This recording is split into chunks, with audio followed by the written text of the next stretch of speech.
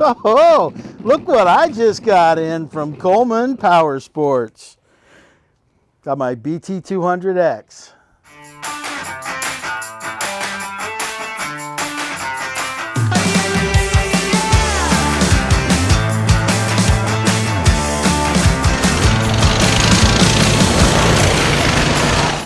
Hi, this is Eric.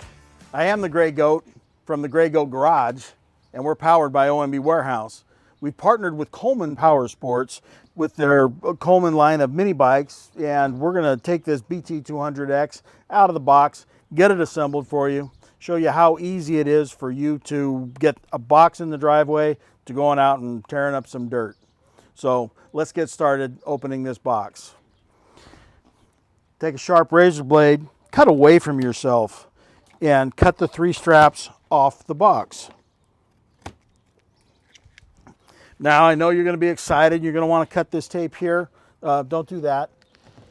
Just lift this box straight up, and you can put it off to the side. Now you can see we've got a lot of packaging in here to keep this bike in good shape.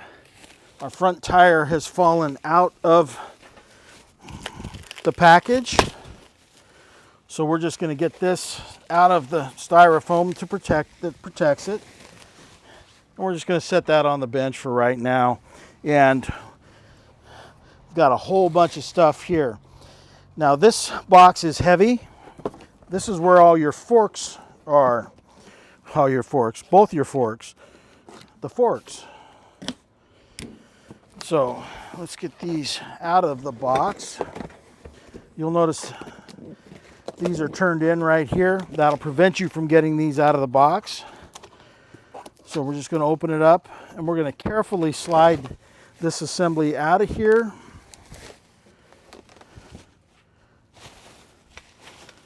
And take the protective bubbles off.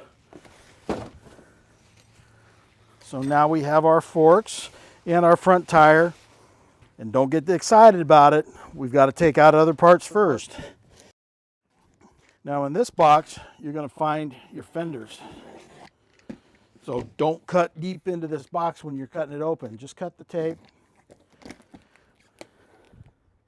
Get it started. Get it started. And now we can take out the front fender. We know that from the bracket that's going to attach the headlight. We've got a rear fender. Instructions and hardware. Please read these.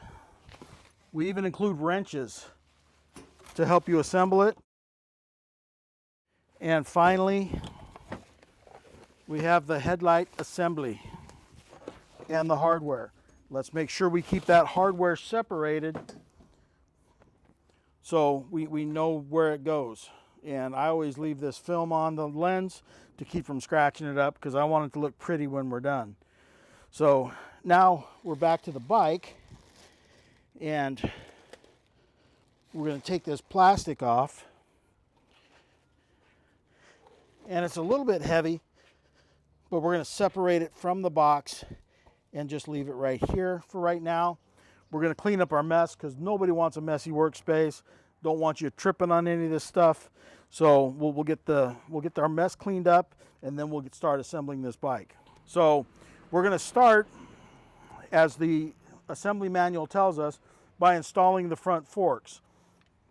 And the bolt is already in here, and the instructions are going to tell you that there's 2 small washers and 2 heavy washers.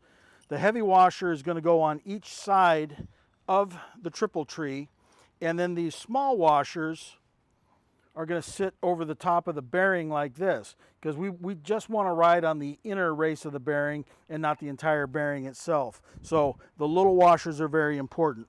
So let's get these forks installed. This is one of the hard parts because they are a little bit heavy. They're very solid units.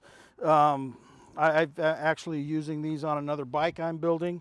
So you want to make sure that these 2 raised up portions here, those are the fork stops to keep it from going too far. So we're going to start and just set this right on top, and push that bolt through the bearing. So now we're going to get this bolt pushed down through, and we just want it so it's going to come through the bottom bearing. And then we're going to install the other small washer between the bearing and the lower triple tree, these being the triple tree, the black parts here. So if you move the forks forward a little bit, you can get that washer in between.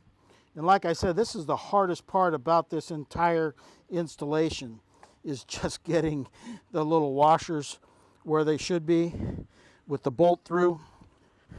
Okay, so now in succession we have the bolt, the large washer, a small washer, then through the tube here, another small washer. Then we have a large washer and a lock nut. We're going to loosely put these onto the bottom of this bolt. From this point, the manual does not tell you this, but we're going to loosen up these bolts, and then we're going to use a 16mm wrench on the top.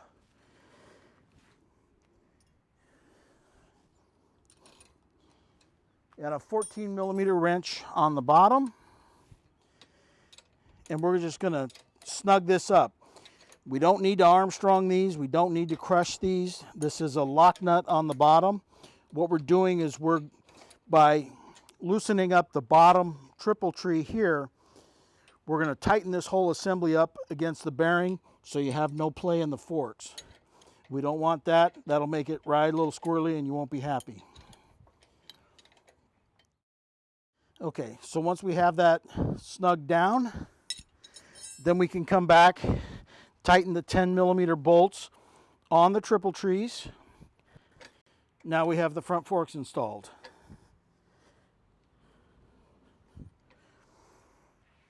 Now we have the front fender. And the front fender goes like this because this is the headlight bracket. So there's 2 bolts under here, and these take a 10mm wrench. We're going to put 1 bolt up through the bracket and get it screwed in under the forks.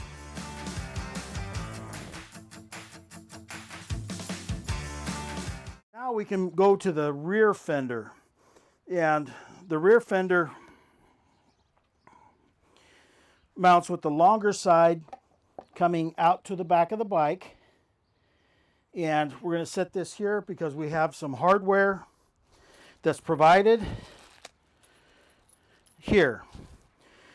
Per the instructions, we're going to put the bolt and a large washer underneath against the plastic, and then we're going to use a nut on the top. They've even given us an extra nut just in case we lose one. So we're going to start with 1 bolt, 1 large washer, and then another nut. So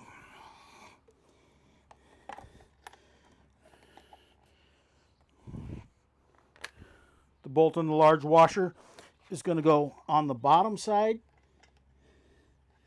and then we'll just put this right up through the frame.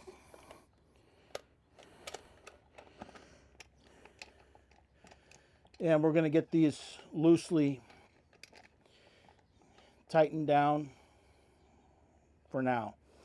If you have smaller arms, it's a lot easier.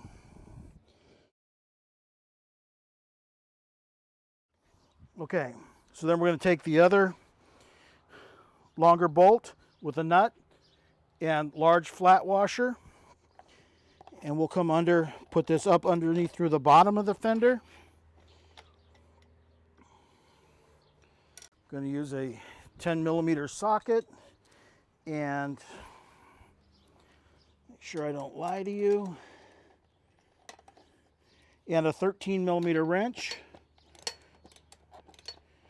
Just hold the nut from the top, tighten the socket down, or the ratchet wrench, and get these snug.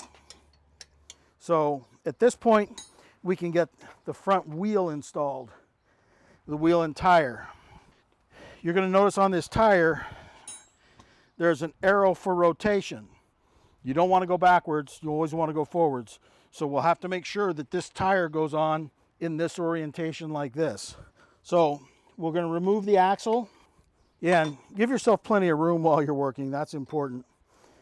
So the way this axle is going to go through, it doesn't matter which side you go through, but you're going to put the axle through.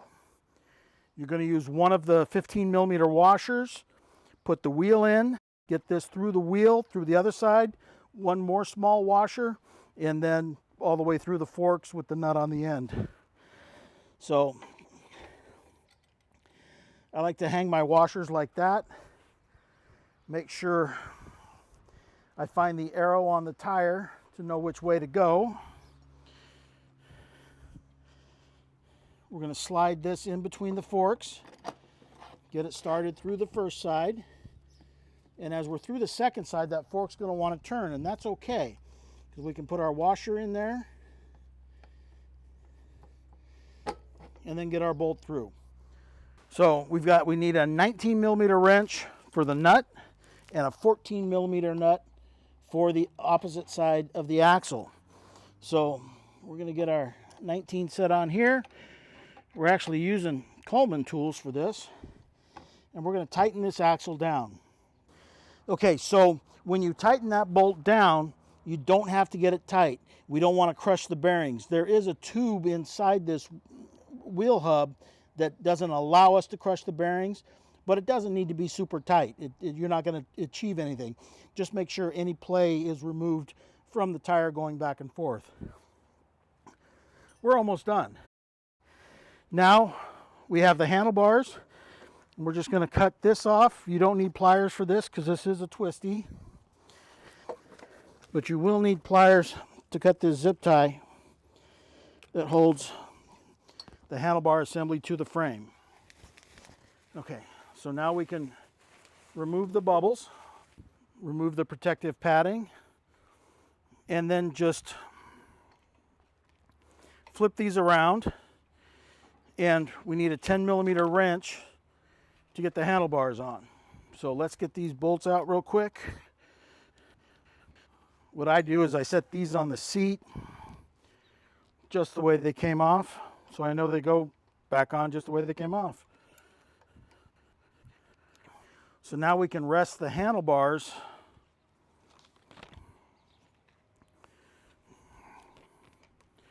on the top of the triple trees and reinstall the clamps for the handlebars. This is something that you may want to sit on the bike and readjust these once you know what feels comfortable for you. There is no magic formula for this. Whatever you feel comfortable with is how you need to get these set. There is little grooves in here, so you can make sure that you have the same distance side to side with these. I'm just gonna get these snugged up real quick so they're held in place. Okay, so now I can take my ratchet, go back through and tighten these down. Okay, so now last thing we have to do is get the headlight mounted. So in the headlight packaging kit, you're going to notice you have 2 long bolts, 2 nuts, and 4 of these washers here. So these washers are isolator washers that are going to go, they're just going to press over these raised tubes on the headlight bracket. Just press them into place and they'll stay there.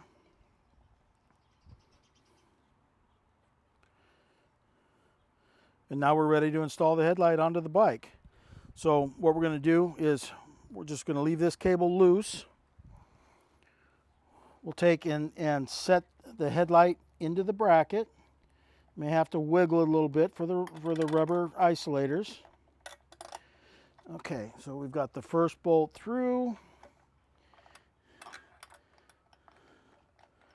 Second bolt through.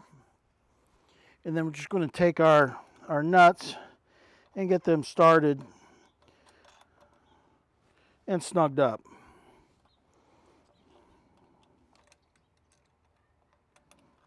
Okay, so to tighten the light down, we're going to need an 8mm wrench and a 10mm wrench. I'm going to use a 10mm wrench and an 8mm socket. So it doesn't matter what side you tighten down, just as long as you get it tight. So I don't like using big tools on these little bolts. So there, we're snug down now. All right, so now we're almost ready to ride. One thing you're going to notice is there is things for you to read.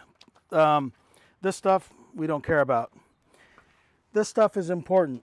In 3 different places on this engine, it tells you that there's no oil in this engine. Okay, don't forget to put the oil in. That's very important, otherwise you'll burn up your engine.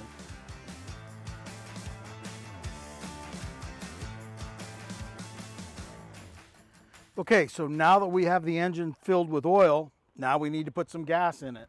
Do this outdoors, keep the fumes out of your garage, or keep a fan going.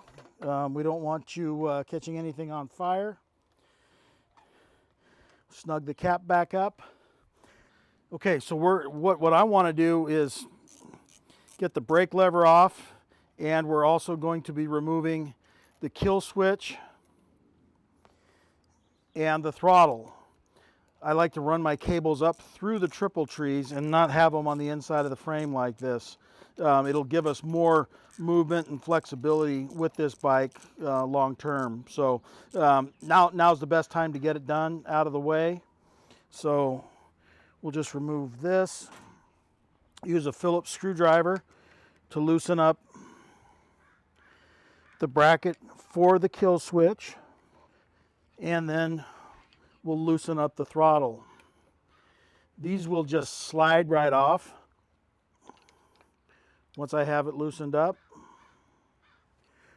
Don't go all the way out on those screws,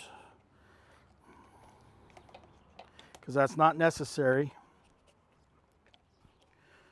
Okay, now I'm going to take this whole assembly and run this back through the bars like this. Now I can install the kill switch back onto the bars, followed by the throttle assembly. We're just going to leave those loose. Now I can get my brake lever bolted back on, and the bracket will go in either orientation. There's no ups or downs or anything like that. Especially in the Gray Goat Garage, there is no ups and downs. There's only ups here. You know, I make a lot of mistakes, but I hide them really fast so nobody knows. So if you make a mistake, that's okay. Just hide them quickly. All right. One thing I don't like is I don't like brake levers that are up here. I prefer to have them a little more forward in my natural resting position on the bike, so I can just reach out and grab it. Okay?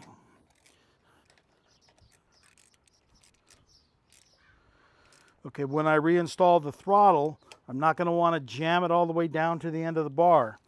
I want to feel it bottom out, and then I want to bring it back just a little bit. I don't want the end of this grip riding on the inside of the bar. So as long as I have a little bit of wiggle room there, that's all you need. And then we can tighten these screws back down. And then don't forget, we haven't hooked up the headlight yet. Now this switch that I'm attaching right now, this is the kill switch only. The headlight is on whenever the bike is on.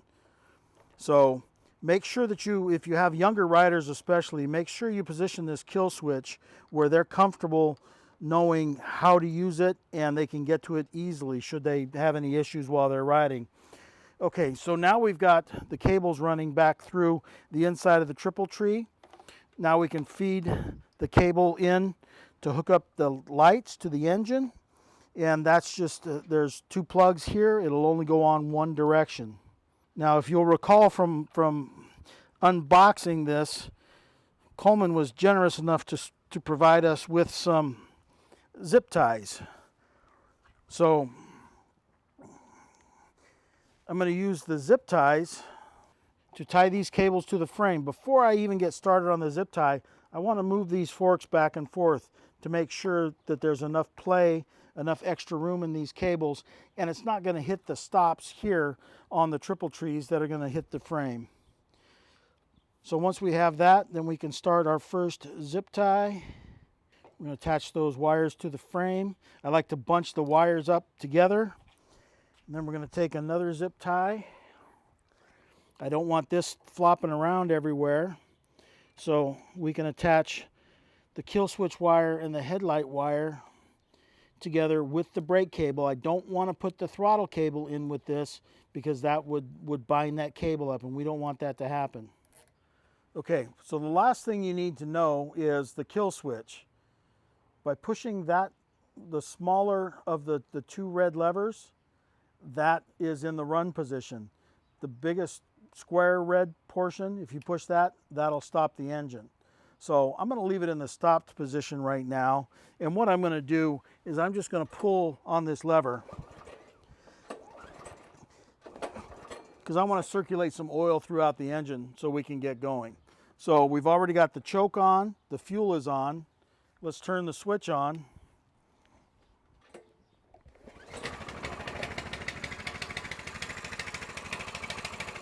And that was a cold start, by the way. So, see, my hand's on the muffler.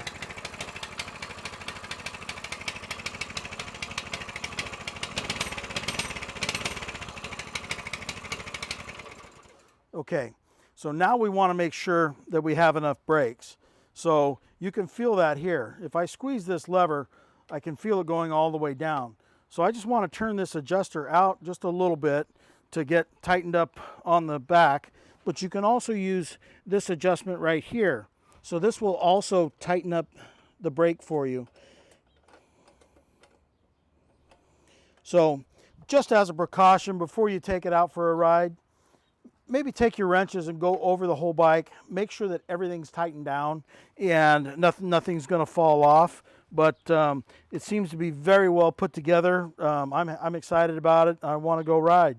So should we go for a ride? Yeah!